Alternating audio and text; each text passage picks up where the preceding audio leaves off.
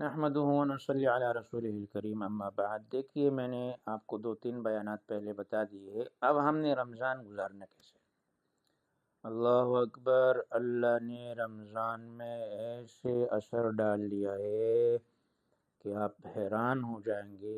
صبح کی نماز میں مسجد ایسی بھر جاتی ہے جیسے ہمارے ہاں جمعے کو مسجد بھری ہوئی ہوتی ہے۔ یہ رمضان کا اثر ہے۔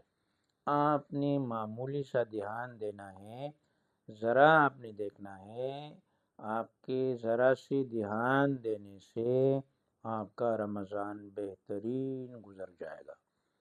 آپ نے رمضان کیسے گزارنا ہے، کچھ تو حدیث کے روشنی میں جو حدیث ہے باقاعدہ فرمایا لا الہ کی کثرت کیا کریں۔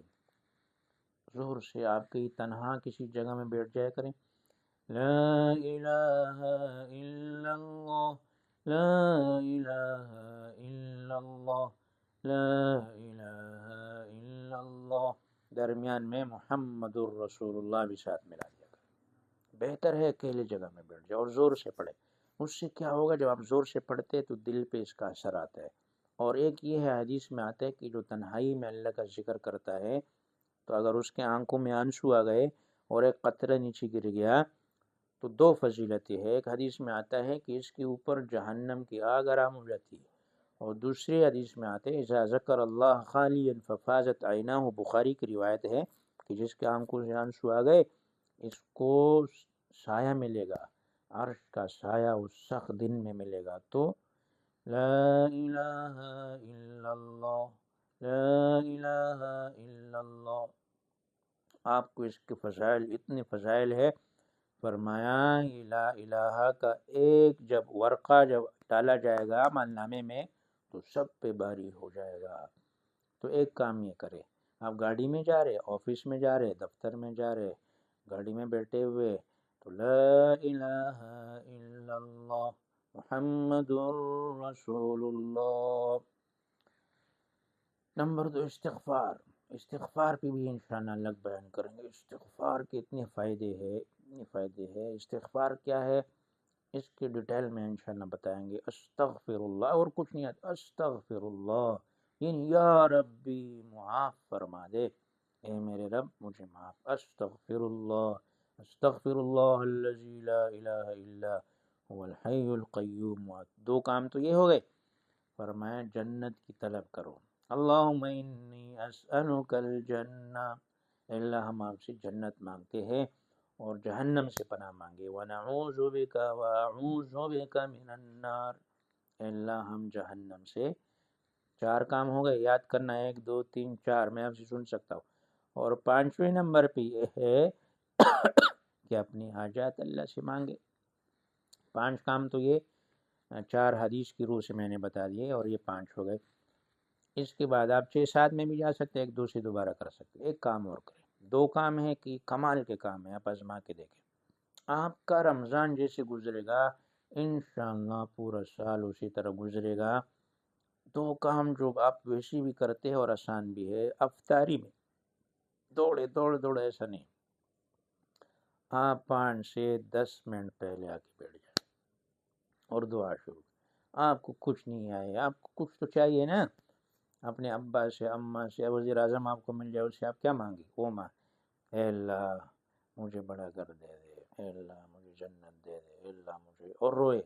اگر رونا نہیں آئے فَإِن لَمْ تَبْكُوا فَتَبَاكَوْا، تو رونے والوں کی شکل بنا دو۔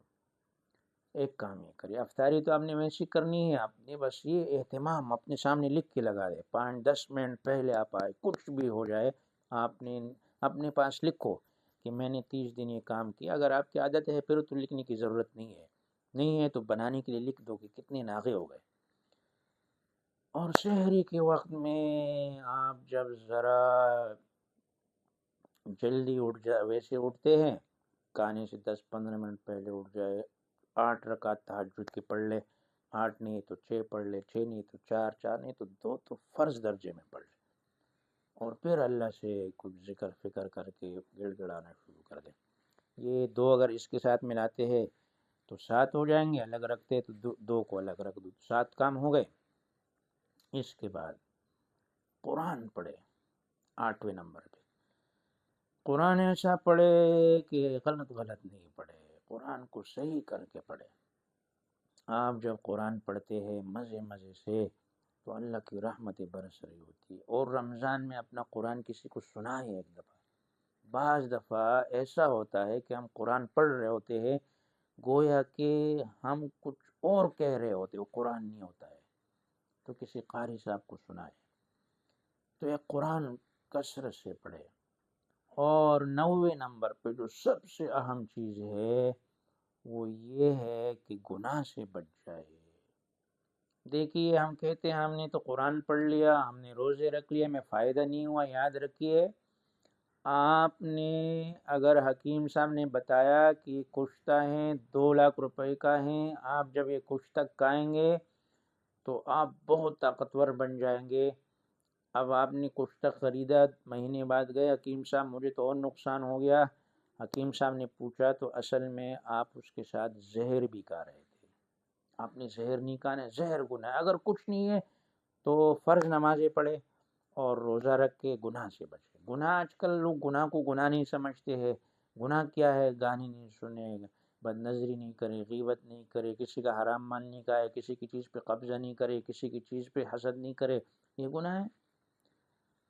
تو آپ نے اچھا ہم کہتے ہیں ہمیں فائدہ نہیں ہوا روزے سے۔ دیکھو اے سی ایک گاڑی میں لگی ہوئی ہے اور آپ نے دیکھا اے سی بہت زبردست والی اے سی ہے، گاڑی ٹھنڈی نہیں ہو رہی ہے۔ آپ نے جب دیکھا تو کھڑکیاں کھلی ہوئی ہے، تو آپ نے ان سے کہا بھائی کھڑکیاں بند کر دو۔ جب آپ کھڑکیاں بند کریں گے تو کچھ ہی دیر میں گاڑی ٹھنڈی ہو گئی۔ پہلے ٹھنڈک کیوں نہیں تھی؟ آپ نے وہ کھڑکیاں کھولی ہوئی تھی۔ آج ہماری نماز، ذکر، تلاوت، عبادت، روزے میں ہمیں مزہ کیوں نہیں آتے، اثر کیوں نہیں ہوتا ہے؟ ہم نے گناہوں کی کھڑکیاں وہ کھولی ہوتی ہے، اس کو ہم بند کریں گے۔ یہ کتنے کام ہو گئے؟ آپ اس کو ریورس کر کے دوبارہ سنیے گا، اس پہ عمل کیجئے گا، انشاءاللہ آپ دیکھیے اللہ جل شانہ آپ کے ان کاموں کی برکت سے آپ کے رمضان کو مبارک بنا دیں گے۔ اللہ مجھے اور آپ کو عمل کی توفیق عطا فرمائے۔